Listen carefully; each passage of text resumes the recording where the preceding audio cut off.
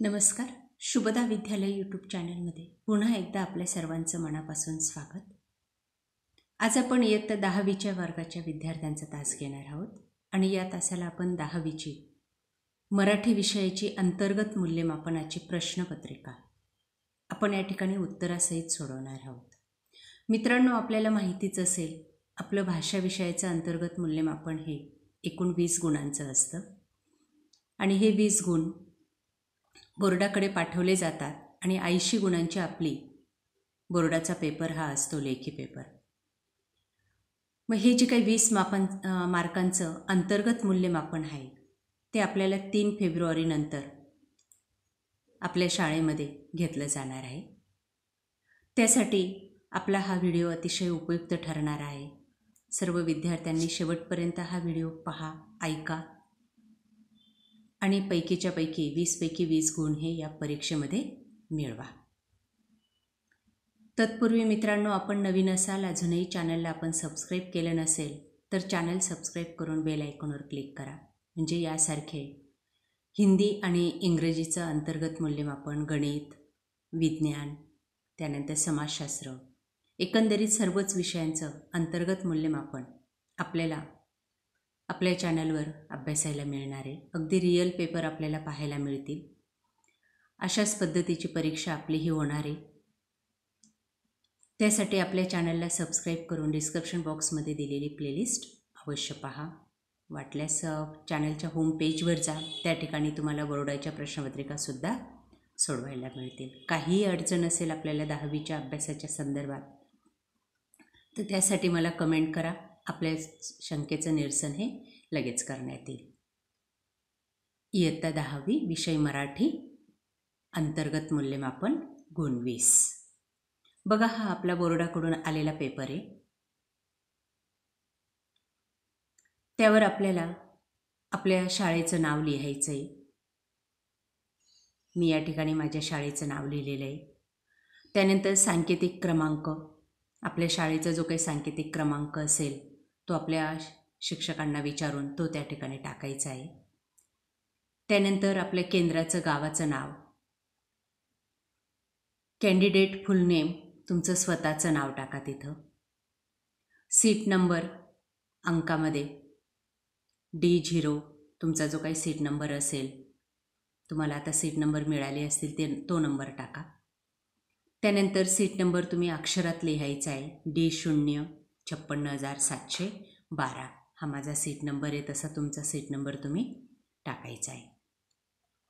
त्यानंतर candidate signature of candidate, परीक्षार्थ्याची सही म्हणजे तुमची स्वतःची सही या ठिकाणी तुम्ही करायची. जी सही तुम्ही बोर्डाच्या पेपरांना करणार आहात ती सही या ठिकाणी करायची आहे. एक सिग्नेचर तुम्ही छानपैकी तयार करून ठेवा. प्रत्येक पेपरला तुम्हाला 3-3 सह्या करायच्या असतील, बोर्डाच्या पेपरांना पण तशी सही या ठिकाणी पण करायची. आणि सर्व पेपरांना तुमचे जे काही मराठी, हिंदी, इंग्रजी, गणित, विज्ञान, समाजशास्त्र या पेपरांना सिग्नेचर असेल, एकच सही सगळ्या ठिकाणी यूज करा. त्यानंतर दिनांक टाकायचे. आपले शिक्षक ज्या दिवशी तुमची परीक्षा घेतील ती तारीख टाकायची. साधारणतः 3 फेब्रुवारीपासून 15 ते 18 फेब्रुवारीपर्यंत आपले हे पेपर होणार आहेत. आपली शाळा ते नियोजन करेल त्या दिवसाची तारीख ही बरोबर टाकायची आहे. त्यानंतर विषय, तुम्ही कोणत्या विषयाचा पेपर लिहित आहेत तो विषय लिहायचा आहे.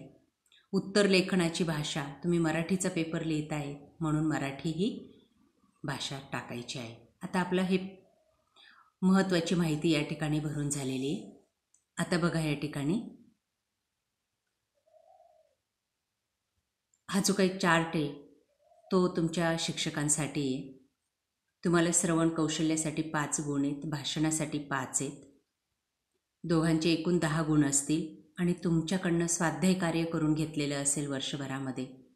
तुमची मराठीची वही असेल, गृहपाठाची ती वही, त्यातले कोणतेही 2 स्वाध्याय तपासले जातील आणि त्यांना 5-5 गुण दिले जातील. किंवा फुलस्केप कागदवर किंवा एका छोट्या वहीवर तुमच्याकडनं स्वाध्याय कार्य लिहून घेतलेलं असेल यापूर्वीच, त्याला ते मार्क्स देतील. आणि अशा पद्धतीने 20 गुण हे तुम्हाला या मराठीच्या अंतर्गत मूल्यमापनासाठी मिळणार आहेत. म्हणून हा पेपर अतिशय व्यवस्थित लिहा, खाडाखोड करू नका. बघा आता प्रश्न पहिला, श्रवण कौशल्य. खालीलपैकी निवडलेल्या पर्यायावर बरोबर अशी खूण करा. आता गद्य आकलन हा पहिला विषय आहे. दुसरं आहे ऐका आणि लिहा. तिसरं आहे पद्य आकलन आणि चौथं आहे श्रवण, ऑडिओ क्लिप. या चारही गोष्टींपैकी कोणती तरी एक गोष्ट तुम्हाला दिली जाईल. मी या ठिकाणी दुसरा पर्याय निवडलेला आहे, ऐका आणि लिहा. त्यासमोर तुम्हाला टिक मार्क करायची आणि ते प्रश्न सोडवायला सुरुवात करायची. बघा पहिला प्रश्न, ऐका आणि लिहा. या ठिकाणी गद्य आकलन असेल तर काय असेल बघा, एक उतारा तुम्हाला दिला जाईल, तो वाचायला सांगितला जाईल आणि त्यावर आधारित तुम्हाला 5 गुणांसाठी प्रश्न विचारले जातील, 5 एका वाक्यात. त्यांची उत्तरं तुम्हाला उतार्यात शोधून लिहायची असतील. पद्य आकलन असेल तर कविता तुम्हाला दिली जाईल आणि त्यावर आधारित प्रश्न दिले जातील, त्यांची उत्तरं तुम्हाला लिहायची असतील. श्रवण असेल, तुम्हाला एखादा उतारा ऐकवला जाईल, एखादी गोष्ट ऐकवली जाईल आणि त्यावर आधारित 5 प्रश्न विचारले जातील. मी सगळ्यात सोपा पर्याय या ठिकाणी निवडलेला आहे, जेणेकरून तुम्हाला जास्तीत जास्त मार्क्स मिळतील. ते म्हणजे ऐका आणि लिहा, शब्द किंवा वाक्य. या ठिकाणी तुम्हाला 10 शब्द दिले जातील, अर्धा गुणांसाठी एक शब्द. तो शब्द शुद्ध लिहिला की तुम्हाला अर्धा गुण मिळेल.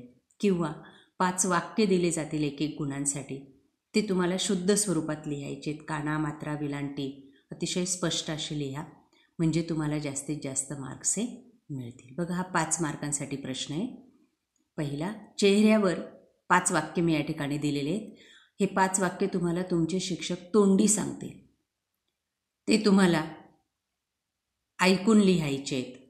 व्यवस्थित ऐका, 2 वेळा ते वाक्य रिपीट केलं जाईल, तुम्हाला ते व्यवस्थित लिहायचं असेल. बघा ते वाक्य, चेहऱ्यावर सुरकुत्या पडल्या तरी आजीच्या सौंदर्यात उणेपणा आला नव्हता. शेवटी पूर्णविराम द्यायचा आहे आणि अशाच पद्धतीने शुद्ध स्वरूपामध्ये चांगल्या अक्षरात तुम्ही हे वाक्य लिहायचं आहे. या ठिकाणी मी जशा पद्धतीने लिहून दाखवले 2 ओळींचा वापर केला आहे, कारण की रेषा या फार जवळजवळ आहेत. तुम्हीही तसंच करा आणि सुटसुटीतरित्या ही वाक्य लिहा. पहिल्या पेजवर फक्त 2 वाक्य लिहा, म्हणजे ती मग व्यवस्थित लिहिली जातील. एक वाक्य लिहिल्यानंतर एक ओळ सोडा आणि त्यानंतर पुढं लिहा. दुसरं वाक्य बघा, पुस्तक वाचण्याची वाट पाहण्यात उन्हाळ्याच्या आधीचा काळ लेखिकेला वेड लावायचा. या पद्धतीने दुसरं वाक्य लिहायचं आहे. तिसरं वाक्य बघा, जया अंगी मोठेपण तया यातना कठीण. हे तुकाराम महाराजांचे वचन अण्णासाहेबांना तंतोतंत लागू पडते. चौथं वाक्य, अगदी सुरुवातीच्या काळात रुपाली व सोनाली यांचे एकमेकांशी पटत नसे. 5वं वाक्य, आयुष्यात मोठे व्हायचे असेल तर अंगी नम्रता हवी. अशा पद्धतीची 5 वाक्य आपल्याला ऐकवली जातील, ती आपल्याला शुद्ध स्वरूपात लिहायची असतील. प्रत्येक वाक्याला 1 गुण आहे. कुठल्याही प्रकारची चूक केली तर अर्धा गुण तुमचा कमी होणार आहे, हे लक्षात घ्या. म्हणून शुद्ध स्वरूपामध्ये वाक्य लिहिणं गरजेचे असते. आता या ठिकाणी आपलं 5 गुणांचं काम झालेलं आहे. त्यानंतर 10 गुणे स्वाध्याय कार्यासाठी आहेत, मगाशी सांगितलं मी. आता उरलेल्या 5 गुणांसाठी हे तुम्हाला 3 प्रश्न दिलेले आहेत बघा. पहिलं आहे भाषण. एखादं पुस्तकाचं नाव आणि लेखकाचं नाव तुम्हाला सांगितलं जाईल, त्यावरून तुम्हाला त्या पुस्तकाविषयी स्वतःचं मत प्रकट करायचं आहे, तुम्ही वाचलेल्या पुस्तकाचं, आणि त्याला या मुद्द्यांच्या अनुसरून मार्क्स दिले जातील.